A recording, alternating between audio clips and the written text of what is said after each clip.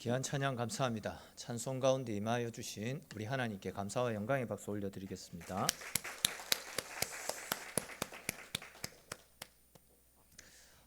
대략 한 달 전쯤으로 생각되는데 제가 가르쳤던 제자 중에 하나가 전화가 왔습니다.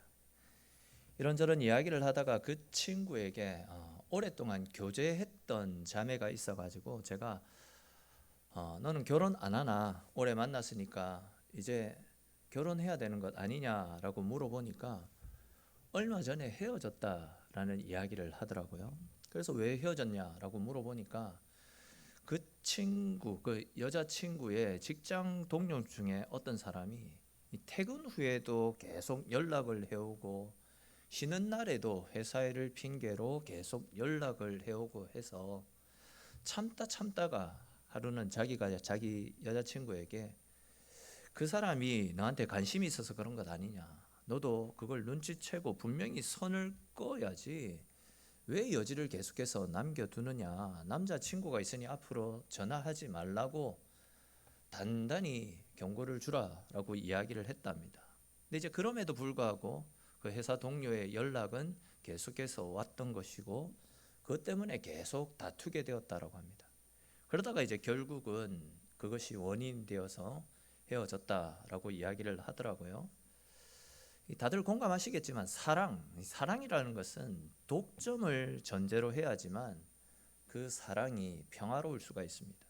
내가 누군가를 사랑하고 있는데 다른 사람이 내가 사랑하는 사람을 좋아해서 그 옆에서 계속해서 얼쩡거리거나 아니면 내가 사랑하는 어떤 사람이 있는데 그 사람이 내가 아니라 다른 사람에게 관심을 보이고 다른 사람과 함께하는 것을 보게 된다면 자연스럽게 화가 치밀어 오르고 견디기 힘든 마음의 고통을 겪게 되는 것은 당연한 일이라고 할 수 있습니다.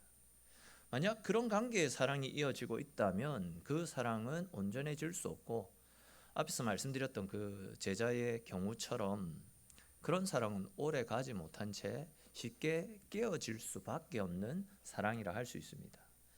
이것은 사람과 사람 사이의 관계에서도 그렇겠지만 하나님과 우리와의 관계에서도 마찬가지라 할 수 있습니다. 잘 아시는 것처럼 하나님은 우리를 사랑하십니다. 우리를 사랑하시기 때문에 우리를 위해 당신의 독생자까지 죽게 하심으로 우리를 죄와 사망으로부터 건져주시지 않았습니까? 우리가 없는 하늘나라를 원치 않아서 하늘 보좌 영광을 다 포기하시고 낮고 천한 인간의 모습을 하시고 우리 가운데 찾아오셨습니다. 그리고 우리와 더불어 풍성한 사랑의 교제를 계속해서 나누기를 원하고 계십니다. 다르게 표현하면 하나님은 당신이 우리를 사랑하시는 것처럼 우리도 하나님 사랑하면서 하나님의 은혜 가운데 거하는 풍성한 사랑의 교제를 나누기를 원하고 계신다라는 거죠. 근데 여러분, 우리의 삶을 한번 가만히 들여다보십시오. 하나님을 사랑한다라고 이야기하면서도 하나님이 아닌 다른 세상의 것들에 빠져서 하나님을 멀리한 채 살아가고 있지는 않습니까? 우리를 사랑하시는 하나님께서는 계속해서 우리와 교제하시면서 우리의 사랑을 받으며 우리와 함께하기를 원하고 계시는데 우리는 세상의 것들을 쫓아 살아간다고 하나님께는 마음을 둘 여유조차 없이 살아가고 있지는 않습니까? 지지난주에도 비슷한 말씀을 드렸었는데 여러분, 가만히 내가 사용하고 있는 내 시간들을 한번 생각해 보십시오.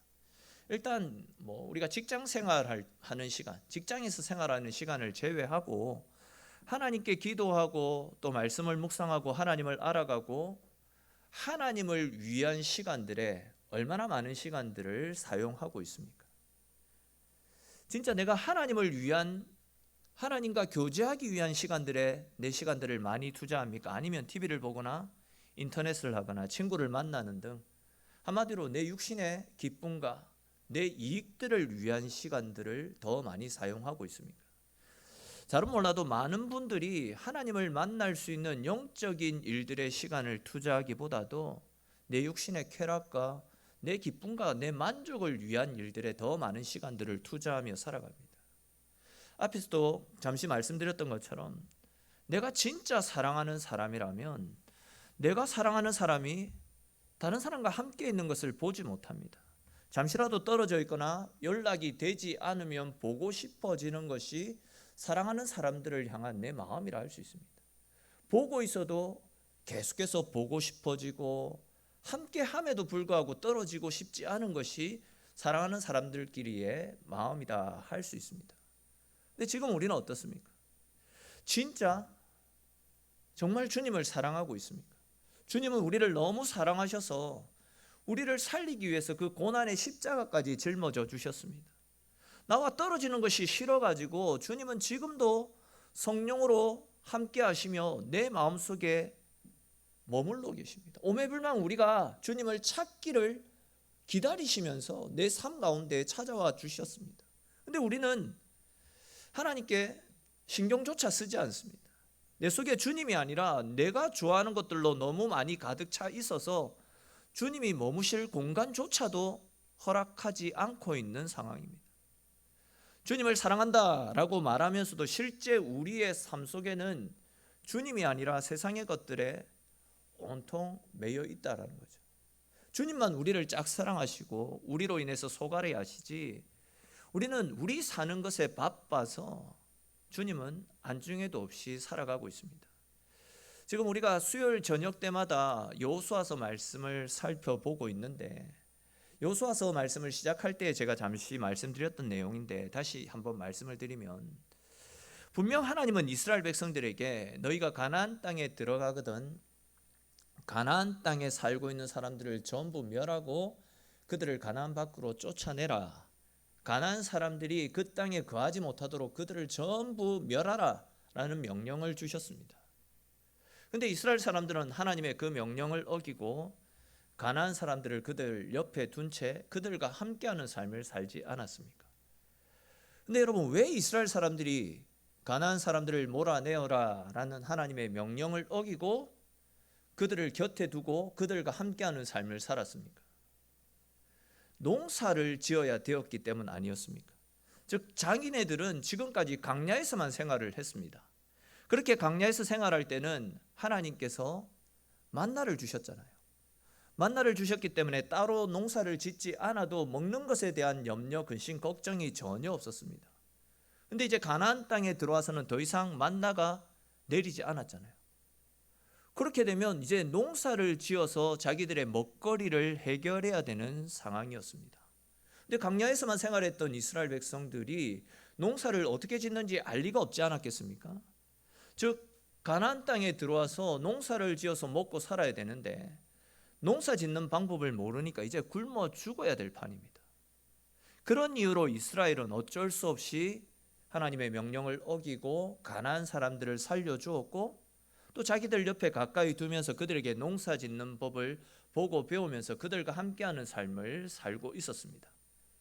근데 이제 하루는 가나안 사람들이 그들에게 찾아왔습니다. 그러더니 우리가 섬기는 신 중에 비를 내리게 하는 바알 신이 있는데 그 바알 신을 잘 섬겨야지만 그 바알 신이 농사가 잘 될 수 있도록 많은 비를 내려주신다. 당신들 언제까지 고집하면서 이렇게 바알 신을 안 섬길래? 비 안 오니까 농사 안 되잖아.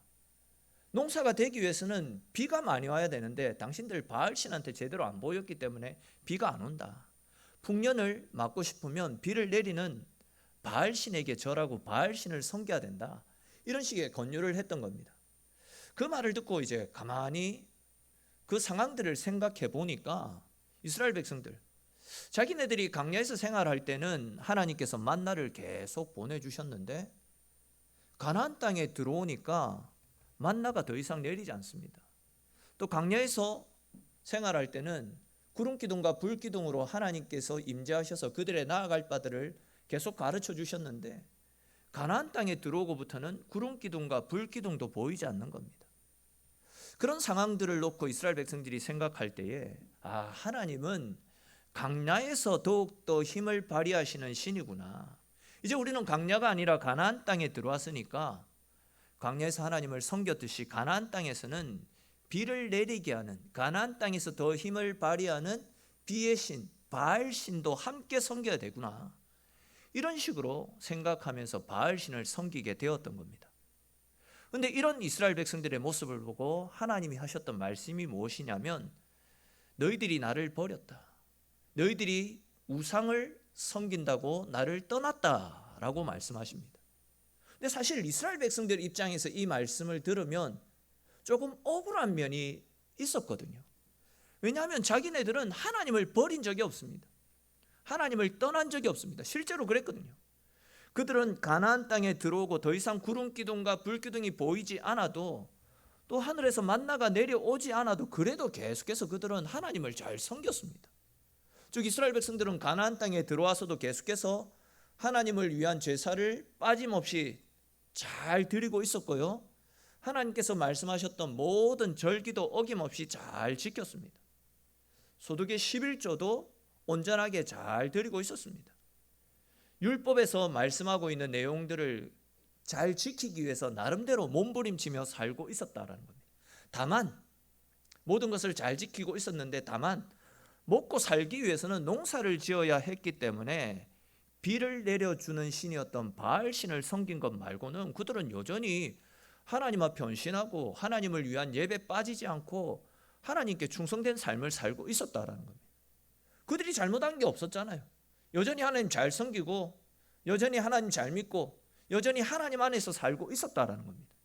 그런데 그들을 향한 하나님의 평가는 너희들이 나를 버렸다라고 말씀하고 있습니다. 너희들이 나를 버렸다.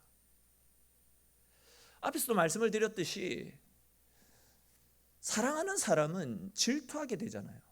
하나님은 우리를 너무 사랑하셔서 모든 신경이 우리에게 집중되어져 있는데, 우리를 너무 사랑하신 나머지 죽기까지, 당신의 목숨을 내어놓기까지 우리를 사랑하셨는데, 우리는 하나님이 아닌 다른 것들의 마음을 빼앗겨서 우리의 삶 가운데서 점점 하나님이 사라지고 있었던 겁니다.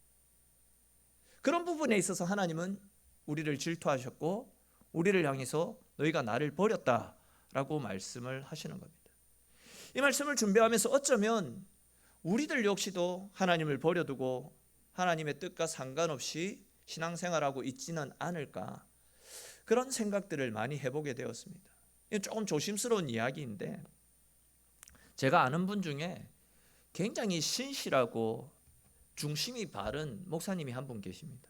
근데 이제 그분이 지금 시골교회에서 사역을 하시는데 성도들이 얼마 되지 않아서 교회에서 받는 생활비가 굉장히 적은 상황입니다. 그래서 가족들이 생활하기에 턱없이 부족한 상황입니다. 그분 아이도 지금 고3이기 때문에 내년이면 대학에 들어가야 될 나이 아닙니까? 그러다 보니까 뭐 학비 걱정에 생활비 걱정에 고민이 이만저만이 아니었던 것 같습니다. 그래서 이제 할 수 없이 저녁에 배달 라이더를 해서 부족한 생활비를 충당했다라고 합니다. 근데 여러분, 솔직히 이 목사님에게 누가 돌을 던질 수 있겠습니까?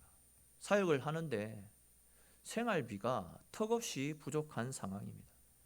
고3짜리 아이가 있는데 그 어떤 뒷바라지도 해줄 수 없을 정도로 굉장히 힘든 상황입니다. 아빠로서, 남편으로서, 한 가정의 가장으로서 마음이 무너지지 않겠습니까? 그래서 이제 가장이라고 하는 무거운 짐을 짊어지고 피곤한 몸을 이끌고 배달까지 했던 겁니다. 근데 이제 수요일이랑 주일이랑 빼고 주 5일 동안 하루에 한 4-5시간씩 그렇게 배달 일을 했었는데, 당신이 목사로서 받는 사례비보다 약간 더 많은 돈을 벌 수 있더라고 합니다. 그러다 보니까 자연스럽게 목회보다도 그쪽 일에 더 관심을 가지게 되었던 것이고, 설교를 준비하는 시간, 기도하는 시간은 점점 사라지게 되었던 겁니다. 어떻게 하면 한 건이라도 더 많은 배달을 할 수 있을까? 어떻게 하면 더 많은 돈을 벌 수 있을까? 그런 고민들을 하게 되더라는 겁니다.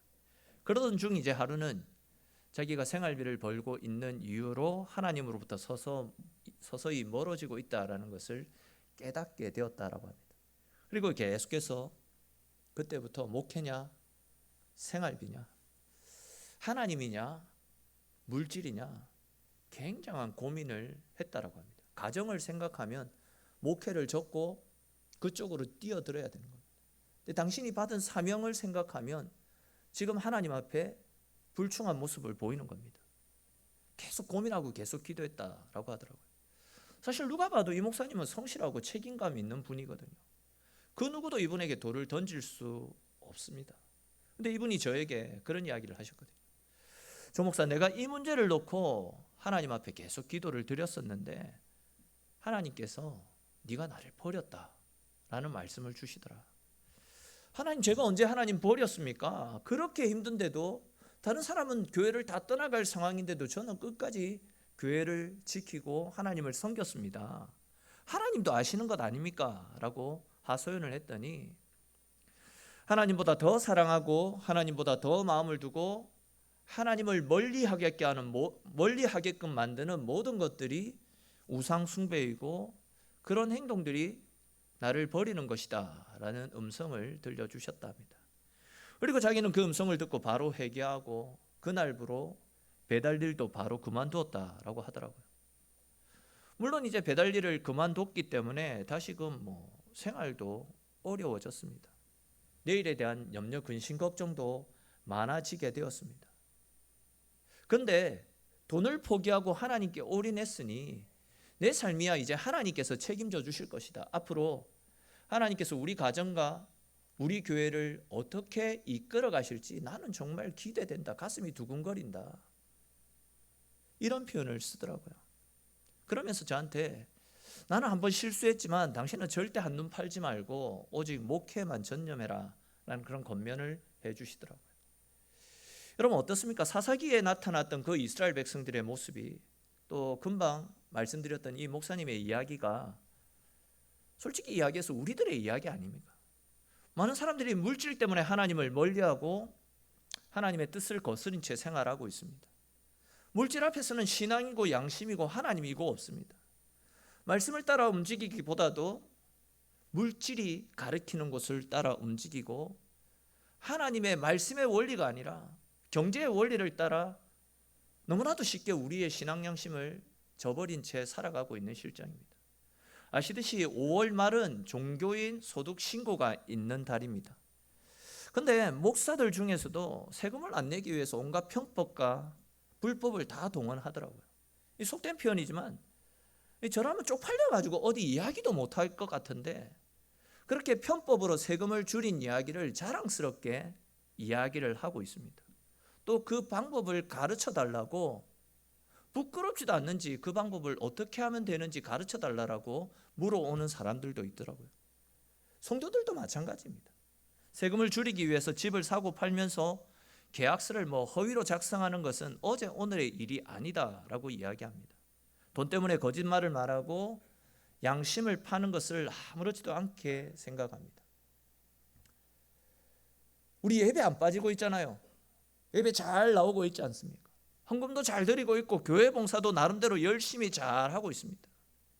근데 꼭 물질 앞에서는 번번이 하나님의 뜻을 거스린 채 내 욕심이 앞서는 것을 경험했을 겁니다.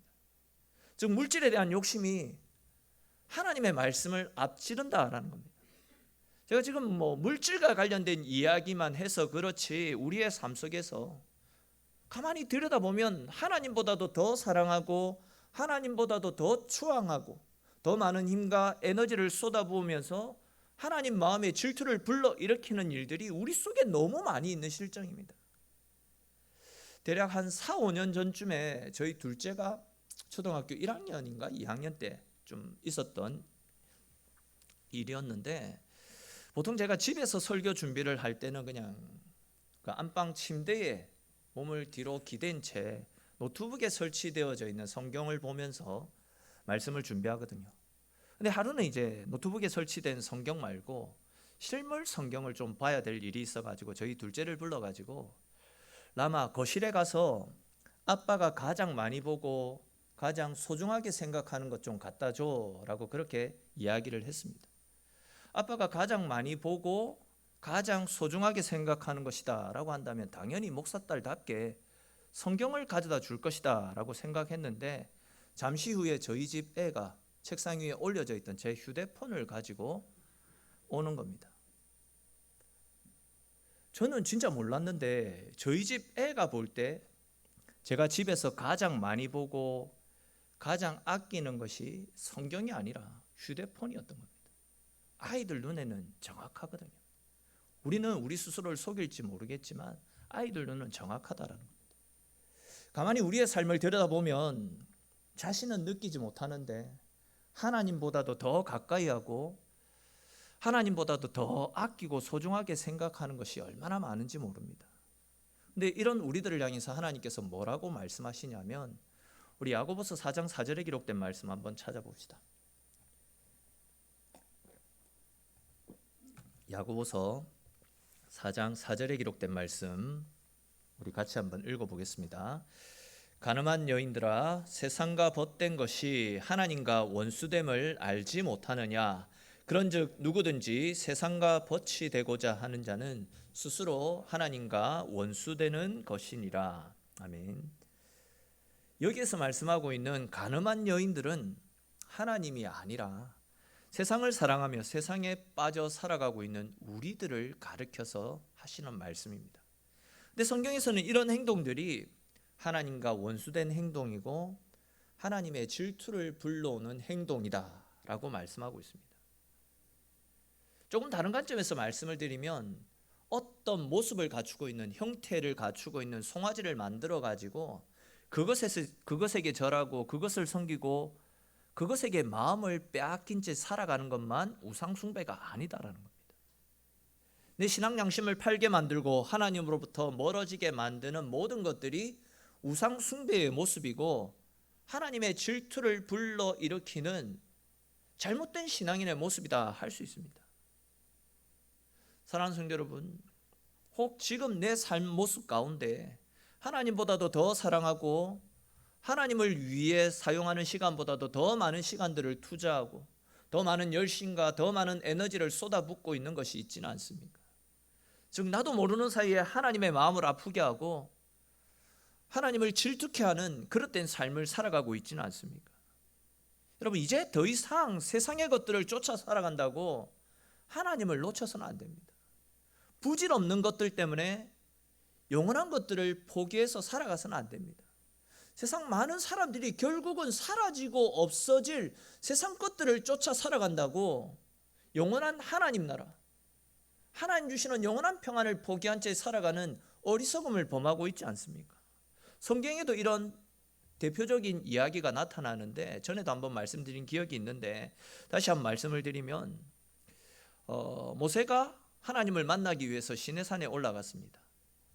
시내산에 올라갔던 모세가 내려오지 않자 이스라엘 백성들은 모세의 형이었던 아론에게 찾아가서 모세가 죽은 것 같아.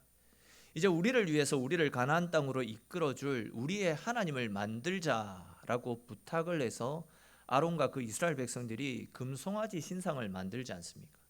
그리고는 이 금송아지 신상이 지금까지 우리를 여기까지 이끌어주신 하나님이고 앞으로 가나안 땅으로 우리를 이끌어 가실 우리의 하나님이다라고 말하면서 큰 축제를 벌였더랬습니다. 그때 이제 하나님께서 우상 숭배를 행했던 이스라엘 백성들을 전부 멸하시려고 했지만 모세의 눈물 어린 간절한 중보로 하나님께서 그들을 책망하시지 않고 용서해 주셨습니다. 대신 모세가 백성들을 다 불러 모으고 그 백성들에게 크게 진노합니다. 그리고는 그 금송아지를 불살라 다 부숴버리고 가루로 만들라라고 합니다. 그리고 그 가루를 물에 타서 백성들에게 마시게 하지 않았습니까? 근데 여러분, 왜 모세는 이스라엘 백성들에게 그들이 만들어 놓았던 그 금송아지 우상을 불에 넣어 부숴버리고 또 그것을 가루에 빻아 물에 타서 마시라라는 명령을 내린 것이겠습니까? 그 이유는 우리가 의지하며 하나님처럼 믿고 섬기는 세상에 있는 모든 것들은 결국 심판날에 다 사라지고 마는 부질없는 것임을 가르쳐 주기 위해서입니다. 또한 그것은 우리에게 아무런 유익을 가져다 주지 못하는 똥과 같은 그 가루 마시면 어떻게 됩니까? 내 몸에 녹아집니까? 똥으로 다 불순물로 다 쏟아지게 되는 겁니다. 우리가 의지하는 모든 것들이 결국은 불순물, 배설물과 같이 하찮은 것임을 가르쳐 주기 위해서 그렇게 해라라고 한 겁니다. 그렇지 않습니까, 여러분? 그들은 금송아지 신상이 하나님이다라고 믿고 그것을 섬겼는데 불에 넣으니까 절대적일 것이다 라고 생각했던 금송아지가 다 녹아버렸습니다. 또 그것을 마셨는데 결국 배설물로 다 쏟아지는 겁니다. 여러분, 어떻게 불에도 견디지 못하는 것들이 우리의 하나님이 될 수 있겠습니까? 어떻게 우리의 영원한 생명을 보장해 주지 못하는 것들이 우리의 하나님이 될 수 있겠냐라는 겁니다. 근데 문제는 우리가 그것을 알고 있으면서도 영원하지 못한 세상 것들에 빠져가지고 영원한 것들을 놓친 채 하나님을 멀리하고 있는 삶을 살고 있다는 거죠. 많은 사람들이 돈, 명예, 권력 이런 것처럼 우리의 영원한 생명을 보장해 줄 수도 없고 결국 죽고 나면 부질없는 것들을 쫓아 살아간다고 영원한 생명, 하나님과 함께하는 기쁨을 상실한 채 세상의 마음을 빼앗겨서 살아가고 있다라는 겁니다.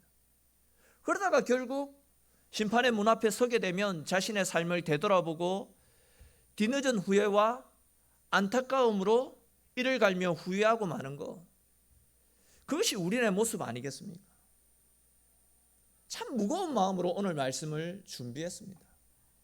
오늘 말씀을 준비하는데 하나님께서 그런 가운데서도 참 위로가 되어지는 그런 말씀이 생각나게 하시더라고요. 우리 시편 8편 4절에 기록된 말씀 한번 찾아 읽어봅시다. 시편 8편 4절 말씀입니다. 앞에 화면에도 나오는데 우리 같이 읽겠습니다.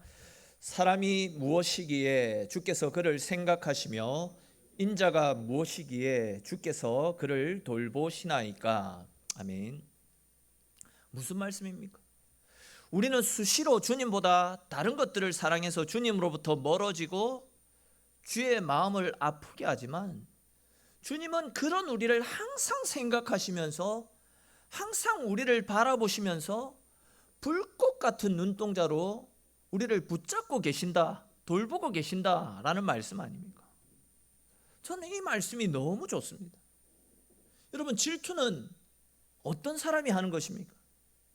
내가 사랑하는 사람일 때, 내가 너무나도 좋아하는 사람일 때 질투를 하지, 내가 뭐 별 관심도 없고 나와 상관없다면 절대 질투를 하지 않습니다. 하나님께서 우리를 보며 질투를 하신다라는 이야기는 하나님께서 나를 사랑하시기 때문에, 그 사랑의 마음으로 나와 함께하기를 원하고 계시기 때문에 아직도 우리를 포기하지 못하고 언제나 우리와 함께하는 간절한 마음을 가지고 계시기 때문에 우리를 보면서 질투하는 것 아니겠습니까? 하나님이 우리를 얼마나 사랑하시는지 금방 읽은 시편 말씀을 다시 보십시오. 지금도 나를 사랑하시는 하나님께서는 내가 참 못나고 참 부족하고 참 연약한데도 불구하고 항상 우리만 생각하고 계시다라고 말씀하고 있지 않습니까? 한시도 우리에게서 눈을 떼지 못하시고 우리를 지키고 계신다라고 말씀하고 있습니다. 하나님은 나로 말미암아 기쁨을 감추지 못하시고 날마다 즐거이 찬송 부르며 나 때문에 즐거이 춤을 추신다라고까지 말씀하십니다. 여러분, 하나님이 우리를 얼마나 사랑하셨으면 하늘 보좌 영광 권세 다 포기하시고 하나님의 형상을 버리고 인간의 모습으로 이 땅 가운데 찾아오셨겠습니까? 얼마나 우리를 사랑하셨으면 나를 향한 모든 형벌들을 예수님이 다 짊어지시고 십자가에서 나를 위해 죽기까지 하셨겠습니까? 사랑하지 않았으면 이런 행동을 하실 수가 없다라는 겁니다. 여러분, 우리는 하나님의 아들이 십자가에서 대신 죽어주시기까지 주의 사랑을 받고 있는 존귀한 하나님의 백성들입니다. 하나님의 엄청난 이 사랑을 받는 사람들이 시시하게 세상의 것들에 마음을 빼앗겨서 하나님을 멀리해서야 되겠습니까? 주의 사랑 안에 머물 때 영원한 생명이 주어지고 영원히 사라지지 않는 하늘 보화와 상급이 우리에게 주어지게 되는데, 우리는 죽고 나면 배설물처럼 아무 쓸모없고 우리의 생명도 보장해 줄 수 없는 이 땅의 것들에 마음을 빼앗겨서 영원한 하늘 상급을 포기한 채 이 땅에 매여서 살아가셔야 되겠습니까? 여러분, 결국은 사라지고 마는 부질없는 것들 때문에 영원한 것들을 포기하지 마십시오. 그리고 이제 지난날 우리의 연약함들을 솔직히 주님 앞에 고백하고 주님을 한번 찾아보십시오. 주님, 제가 지난날 주님 아닌 다른 것들에 내 마음을 빼앗긴 채 살아왔습니다. 제 속에 있는 욕심 때문에 물질의 노예가 되었고 탐욕의, 명예의, 권력의 노예가 된 채 살아왔습니다. 주님, 음란의 노예가 되어서 살아왔습니다. 수시로 하나님의 말씀을 외면한 채 주님을 질투하게 만드는 삶을 살아왔습니다. 그런데도 이런 저를 사랑해 주시니 주님 너무 감사합니다.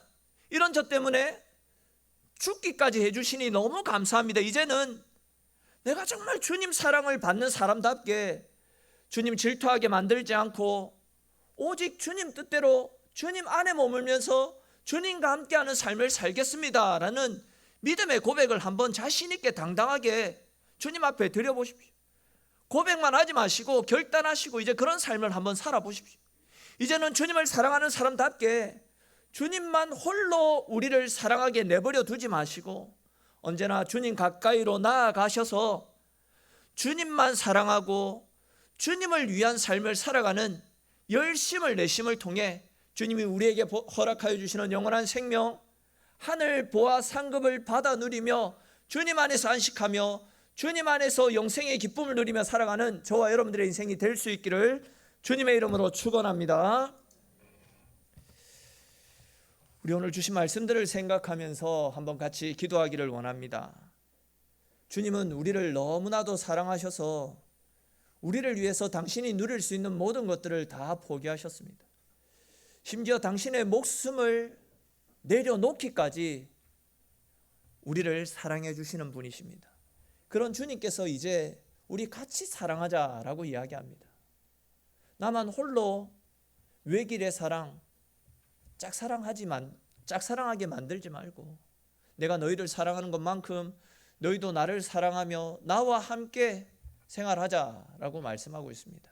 우리 시간 같이 기도드릴 때에도 우리를 사랑해 주시는 주님의 그 사랑 앞에 감사함으로 같이 기도드리시고 이제 우리 속에 있는 주님 아닌 다른 것들의 마음을 빼앗긴 채 영원하지 않은 것들에 우리의 인생을 걸고 살아가고 있는 모든 것들 주님께 온전히 내려놓고 영원한 것들을 위해서 살아가는 주님만을 사랑하며 주님 안에서 생활하는 우리들의 인생이 될 수 있게 해달라고 또 우리 각자에게 주신 말씀을 따라 하나님 앞에 같이 기도드리도록 하겠습니다.